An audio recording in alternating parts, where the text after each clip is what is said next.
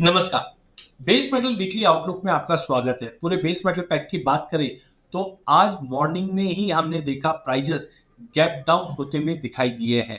No doubt पिछले हफ्ते से हमने देखा प्राइजेस में साइडवे टू नेगेटिव मूव बन रहा है, जहां कॉपर हमने 920 की तरफ जाते हुए देखा या एलईबी पे $10,000 का लेवल छूते हुए देखा।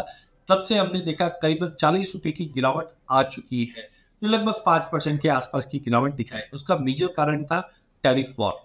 उम्मीद ये थी कि 2 अप्रैल को टैरिफ रेसिप्रोकल टैरिफ में हो सकता है कुछ रिव्यू हो जाए, बट ऐसा कुछ हुआ नहीं है।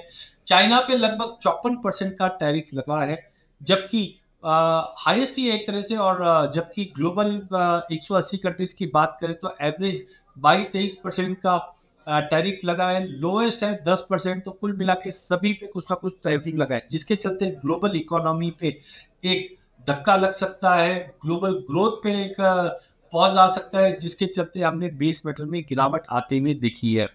वहीं दूसरी ओर लॉन्ग टर्म में एक और फर्क पड़ेगा। अब तक हमने पिछले एक साल के अंदर देखा इंटरेस्ट रेट कटौती काफी उम्मीद थी सेंट्रल बैंक की। पिछले साल भी हमने फेडरल बैंक की यूएस की तरफ से भी रेट कट देखा, ईसीबी की तरफ से देखा, बैंक ऑफ इंग्लैंड की तरफ से देखा।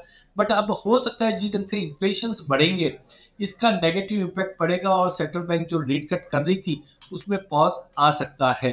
वहीं कॉपर में हमने 2.5% की गिरावट देखी, तो जिंक लगभग 4% के करीब की गिरावट दिखाकर 262 तक पहुंच चुका है। लेड में भी 2.25% की गिरावट के साथ 178 का लेवल दिखा दिया। एल्यूमिनियम में भी हमने 4.5% की बड़ी गिरावट देखी है, जो 240 के नीचे पहुंच चुका है। तो अर्लियरली हमने देखा था कि एल्यूमिनियम, जिंक, कॉपर में तेजी आई थी। जिस ढंग से उम्मीद थी कि टैरिफ के बाद चीजें महंगी होगी, तो सभी ने काफी अच्छी बाइंग की। आर्बिट्रेज अपॉर्चुनिटी भी बनी हुई थी, जहाँ पे यूएस में कॉपर में काफी इंपोर्ट बढ़े थे।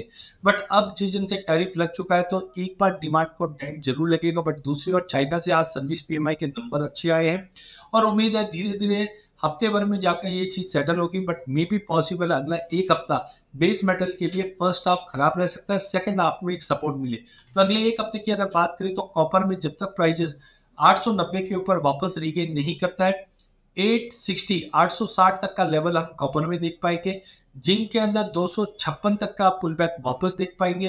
लेड भी हमें लगता है 175 तक का लेवल दिखा देगा, और एल्यूमिनियम 235 तक के लेवल हम एल्यूमिनियम में भी आते हुए देख पाएंगे। तो पूरे हफ्ते भर में हम देखेंगे थोड़ी बहुत गिरावट हम बेस मेटल में कंटिन्यू देखेंगे।